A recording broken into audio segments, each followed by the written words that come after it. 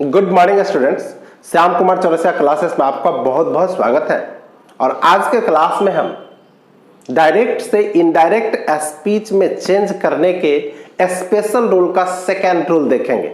हम लोग पिछले क्लास में असर्टिव सेंटेंस को डायरेक्ट से इनडायरेक्ट में चेंज करना सीखे थे और आज के क्लास में हम जो इन्वर्टेड कॉमास के अंदर जो इंट्रोगेटिव सेंटेंस रहते हैं उन इंट्रोगेटिव सेंटेंस को हम किस तरह से डायरेक्ट से इनडायरेक्ट में चेंज करें, आज के क्लास में आपको इसकी पूरी जानकारी मिलेगी। तो उम्मीद है कि आप इस क्लास में शुरू से एंड तक बने रहेंगे और जो हमारे स्टूडेंट्स नए हैं इस चैनल पर, जो साथी नए हैं, उनसे खास गुजारिश है कि आप इसको सब्सक्राइब कर लें और बेल आइकन को प्रेस कर लें। ठीक है, और चलिए आज का क्लास हम शुरू करते हैं। आज का टॉपिक है स्पेशल रूल्स इंट्रोगेटिव सेंटेंस, यानी हम डायरेक्ट से जब इनडायरेक्ट में चेंज करते हैं तो इंट्रोगेटिव सेंटेंस यानी जो इन्वर्टेड कॉमास के अंदर वाला सेंटेंस है,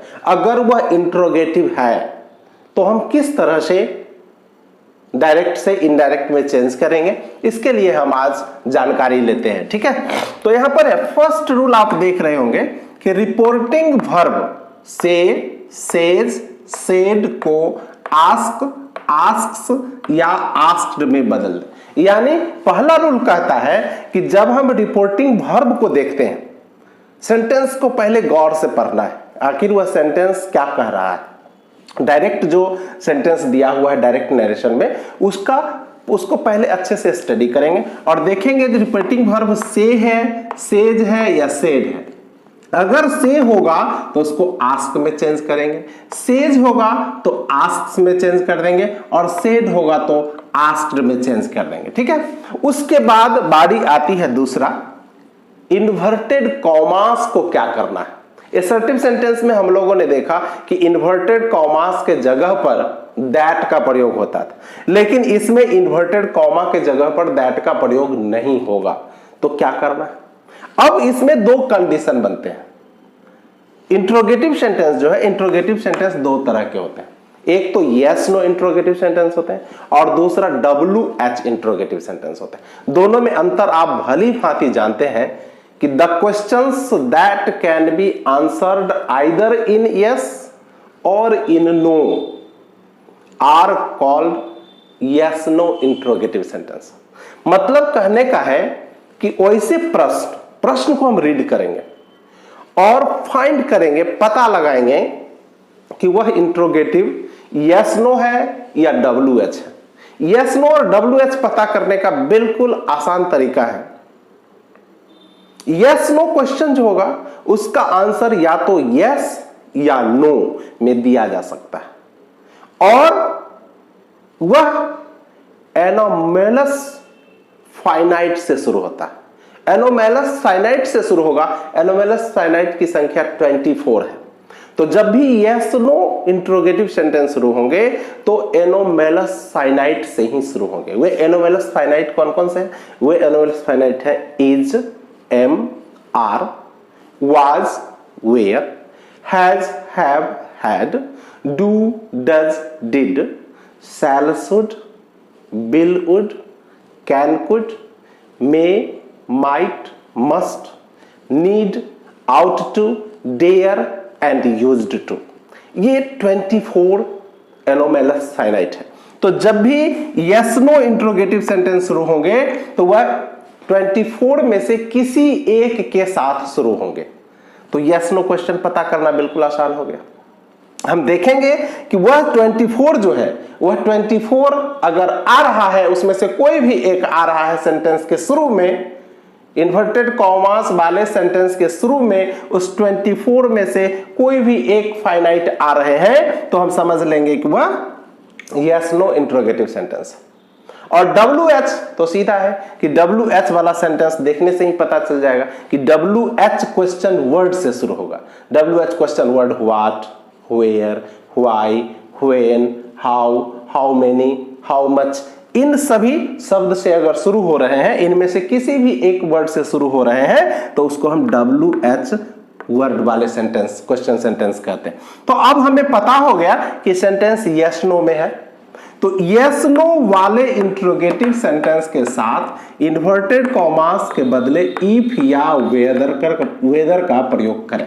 यानी क्या करना है कि यस नो इंट्रोगेटिव सेंटेंस मालूम जब हो गया, यानी कोई 24 में से कोई भी एक एनोमैलस फाइनाइट से अगर सेंटेंस शुरू हो रहा है तो वहां पर हम इन्वर्टेड कॉमा के बदले इफ या वेदर का प्रयोग करेंगे। या तो अपनी मर्जी से आप इफ या वेदर दोनों में से किसी एक का प्रयोग कर सकते हैं, ठीक है।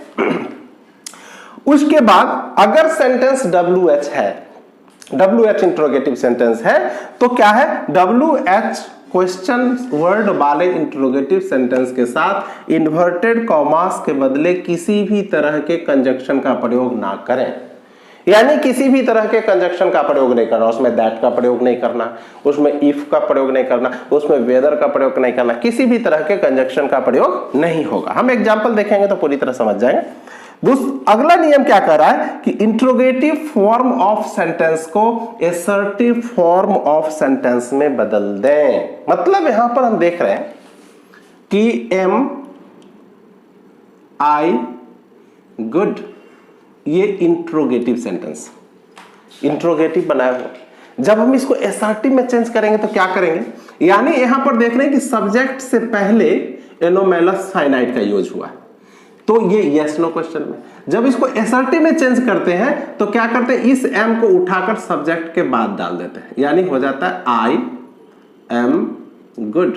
तो ये आई एम गुड जो हुआ ये असर्टिव सेंटेंस में हो गया, लेकिन एम आई गुड ये इंट्रोगेटिव सेंटेंस में हो गया। तो ये जो चौथा रूल कह रहा है, क्या कह रहा है कि इंट्रोगेटिव फॉर्म ऑफ सेंटेंस को असर्टिव फॉर्म ऑफ सेंटेंस में बदल दें, ठीक है। यानी इस फॉर्म पर सब्जेक्ट से पहले जो एनोमैलस फाइनाइट का यूज हुआ है, इसमें क्या करना है, सब्जेक्ट के बाद यूज कर देना, ठीक है। और ये सब में लागू नहीं होंगे। जैसे हम देख लेते हैं इंट्रोगेटिव सेंटेंस में सिंपल प्रेजेंट टेंस की अगर बात करें, आई रीड, मैं पढ़ता हूं। इसका जब इंट्रोगेटिव बनाते हैं तो क्या बनता है, इसका इंट्रोगेटिव बनाने के लिए हम डू का प्रयोग करते हैं पहले, तो डू आई रीड।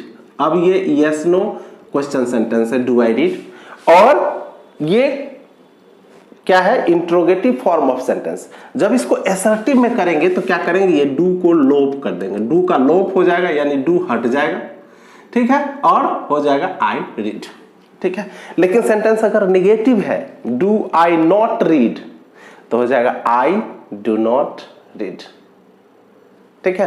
तो इस तरह से आप इस इंट्रोगेटिव फॉर्म ऑफ सेंटेंस को असर्टिव फॉर्म ऑफ सेंटेंस में चेंज कर लेंगे, ठीक है।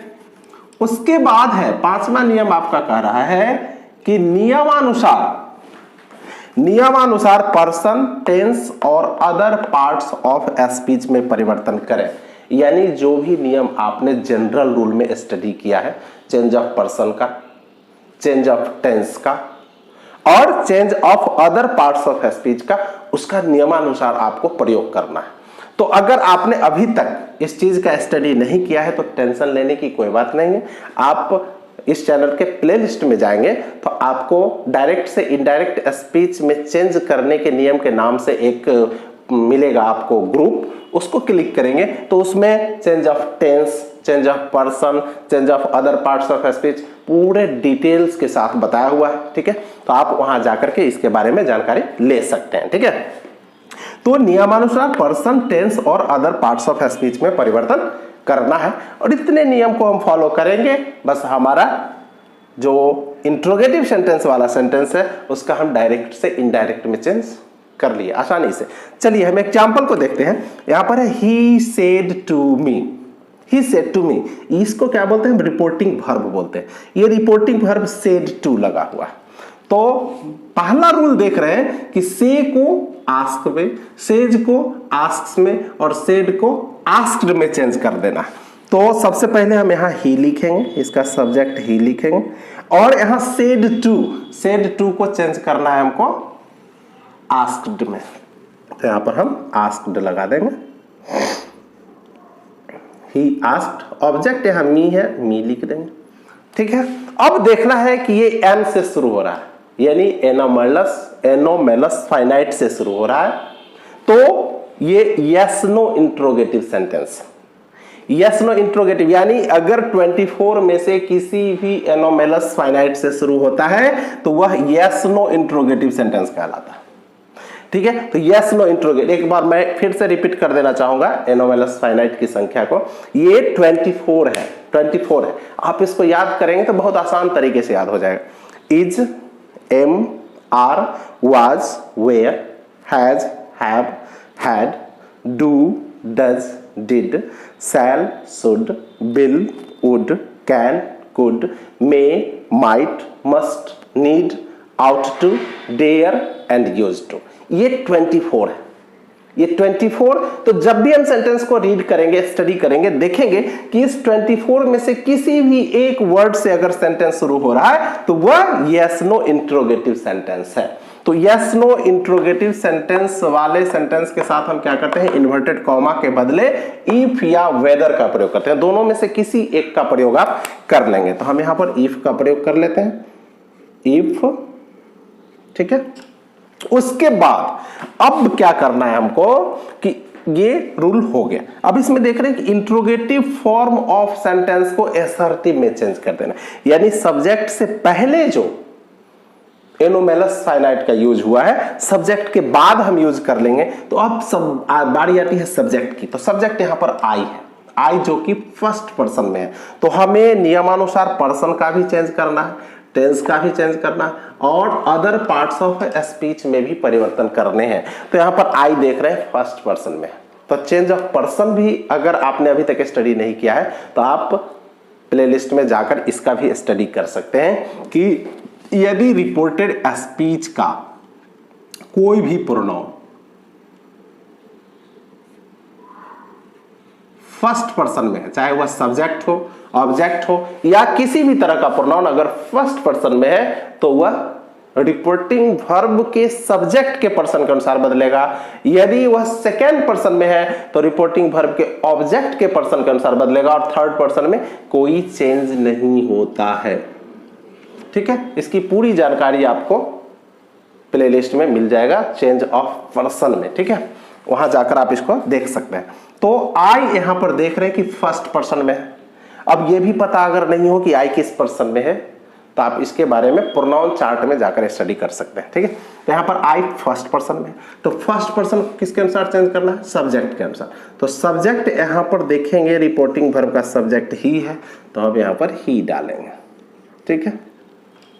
और यह सेंटेंस जो है प्रेजेंट कंटिन्यूअस में, तो प्रेजेंट कंटिन्यूअस अगर रिपोर्टिंग वर्ब पास्ट टेंस में रहता है तो प्रेजेंट कंटिन्यूअस वाले सेंटेंस को पास्ट कंटिन्यूअस में चेंज कर देते हैं। तो सब्जेक्ट के बाद हम इसको जब पास्ट में चेंज करेंगे तो is, am, are, was, were में चेंज हो जाता है, तो ही के साथ हम वाज का प्रयोग कर लेंगे, ही वाज नॉट हेल्पिंग। और यू जो कि सेकेंड पर्सन में है तो यह रिपोर्टिंग वर्ब के ऑब्जेक्ट के पर्सन के अनुसार बदल जाएगा और इसका ऑब्जेक्ट मी है इसलिए यहां पर मी हो जाएगा, ठीक है। उम्मीद है इसे चेंज करने में आपको किसी भी तरह की परेशानी नहीं हो रही होगी। अगर किसी भी तरह की समस्या हो रही है समझने में, टॉपिक से रिलेटेड कोई भी प्रॉब्लम हो तो आप कमेंट में बताएं, या नहीं तो आप डायरेक्ट नंबर लेकर डिस्क्रिप्शन से आप डायरेक्ट कॉल कर सकते हैं। टॉपिक से रिलेटेड जो भी प्रॉब्लम होगा मैं उसे सॉल्व करने का प्रयास करूंगा, ठीक है। तो चलिए हम दूसरे एग्जांपल की ओर देखते हैं। यहां पर लिखा है सी सेड टू हिम, तो हम सबसे पहले यहां सी लिखेंगे और सेड टू को तो बदलना है किसमें, आस्क्ड में, तो आप यहां आस्क्ड लिख देंगे। सी आस्क्ड, हिम यहां पर ऑब्जेक्ट है, डाल देंगे हिम। फिर यहां पर देख रहे हैं कि WH वाई से शुरू हुआ है, वाई से WH है, तो WH पता देखते ही पता चल जाएगा। अगर WH से शुरू हो रहा है तो व्हाई, व्हाट, व्हेन, वेयर अगर शुरू हो रहा है तो वो WH से होगा, WH क्वेश्चन सेंटेंस होगा। कब होगा WH, जब sentence what, where, why, when, how many, how much से अगर शुरू हो रहा है तो हम समझ लेंगे कि वह क्वेश्चन जो है ये WH क्वेश्चन सेंटेंस है। तो WH क्वेश्चन सेंटेंस में इन्वर्टेड कॉमा के जगह पर किसी भी दूसरे कंजक्शन का प्रयोग नहीं करना है। यहां पर है ना लिखा हुआ, किसी भी तरह के कंजक्शन का प्रयोग ना करें, ठीक है। तो यहां पर किसी भी तरह के कंजक्शन का प्रयोग नहीं करना है, हमको व्हाई के जगह पर व्हाई ही लिख देना है, ठीक है। व्हाई लिख दिए, फिर यहां पर आर यू लिखा हुआ है, ये सब्जेक्ट से पहले आर आया है, तो इसको हम सब्जेक्ट के बाद हम चेंज ऑफ टेंस का प्रयोग करेंगे, चेंज ऑफ पर्सन का प्रयोग करेंगे, फिर हम उसको लिखेंगे। तो यहाँ पर चेंज ऑफ पर्सन में देखना, सब्जेक्ट यू है, यू सेकंड पर्सन में है, तो इसको हम ऑब्जेक्ट के अनुसार चेंज करेंगे। ऑब्जेक्ट यहाँ पर क्या है, ऑब्जेक्टिव केस में है, तो इसको यहाँ पर नॉमिनेटिव केस में इसको चेंज करेंगे, हिम को, तो ही हो जाएगा, व्हाई ही। और ये प्रेजेंट टेंस में है, तो इसको पास्ट टेंस में चेंज करते हैं, यानी इज एमआर को वाज वेयर में चेंज कर देते हैं, ही के साथ वाज लगेगा, ही वाज सैड, ठीक है। और अंत में फुल स्टॉप का ही प्रयोग होगा, क्वेश्चन मार्क जो होंगे वे क्वेश्चन मार्क को हटा देना है, ठीक है। चलते आगे, यहां पर ही सेड टू मी, तो क्या करेंगे, ही आस्क्ड मी। WH से शुरू हो रहा है, वाई से शुरू हो रहा है, तो हम वाई यहां डालेंगे।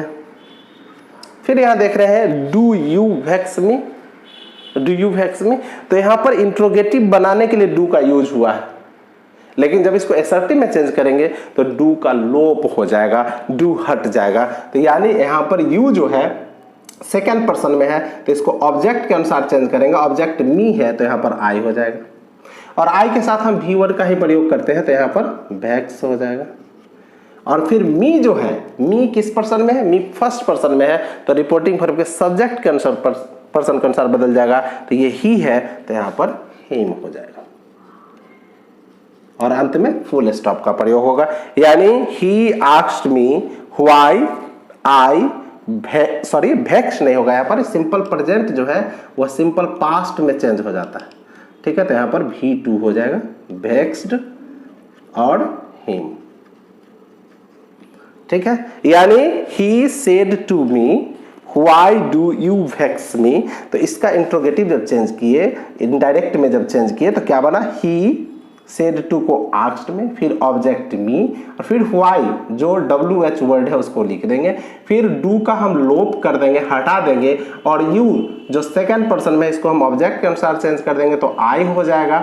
और फिर वेक्स, ये सिंपल प्रेजेंट टेंस में है, तो सिंपल पास्ट में चेंज करेंगे, यानी वेक्स को हम V2 में चेंज करेंगे, तो वेक्स्ड हो जाएगा। और फिर मी जो कि फर्स्ट पर्सन में है, तो ये रिपोर्टिंग वर्ब के सब्जेक्ट के पर्सन के अनुसार बदलेगा, यहाँ पर ये ही है, तो यहाँ पर इसका ऑब्जेक्टिव केस में हिम हो जाता है।